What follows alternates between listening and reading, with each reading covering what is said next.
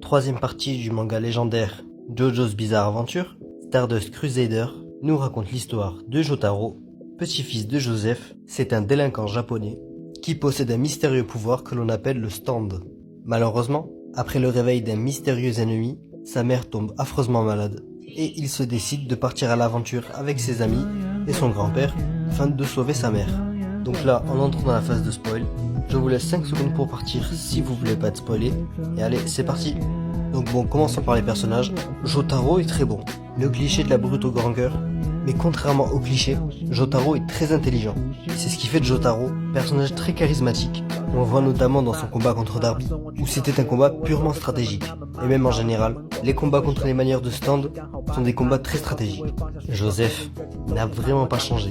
Toujours aussi kiffant, toujours aussi drôle. Surtout que là, il nous sort de nouvelles gimmicks. C'est oh my god, tout ça. Joseph trop fort. Bon, ensuite Kakyoin, bon en vrai ça va. C'est un Jobro. Et voilà, franchement il est cool, rien de plus à dire.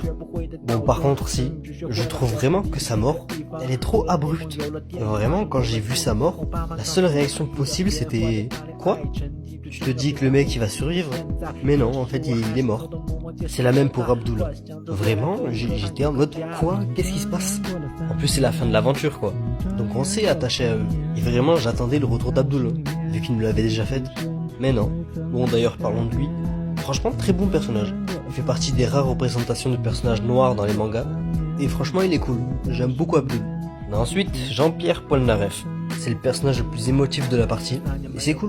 C'est vraiment la grande gueule de l'équipe. Celui qui parle trop, celui qui fait des blagues. Vraiment très cool Polnareff.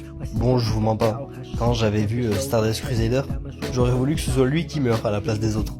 Mais avec le recul et ce qui se passe après, au final, non, ça va. Bon, pour Iggy, j'aurais pas grand chose à dire. En soi, c'est un chien qui aime le café, donc voilà, sans plus. Mais vraiment, j'avais vraiment de la peine pour lui à sa mort. Hein.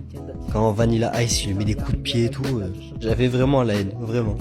Et pour finir avec les persos, Dio Brando. Bien plus intéressant que dans la partie 1. Dans celle-ci, il voulait juste être méchant pour être méchant. Là, il veut vraiment éradiquer la lignée des Joestar. À ce moment de l'histoire, c'est vraiment l'ennemi le plus terrifiant qui existe.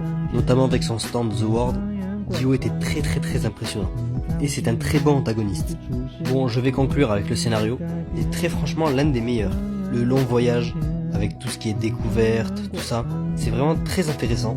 Le seul défaut, c'est les manières de stand qu'on voit à la pelle en fait. Ils vont dans un endroit à manière de stand, ils quittent l'endroit à manière de stand. Bon, c'est le but, hein, c'est Dio qui les envoie. Mais ça fait un petit peu trop. Il n'y a pas beaucoup de moments où ils peuvent respirer tranquillement. Où ils peuvent voyager, profiter quoi. Même si c'est pas le but. Mais bon, mis à part ça, c'était une partie très cool. Bon, j'ai pas beaucoup parlé des stands, mais c'est une excellente idée. Et ça rajoute un côté très stratégique au combat. Donc franchement, très bonne partie.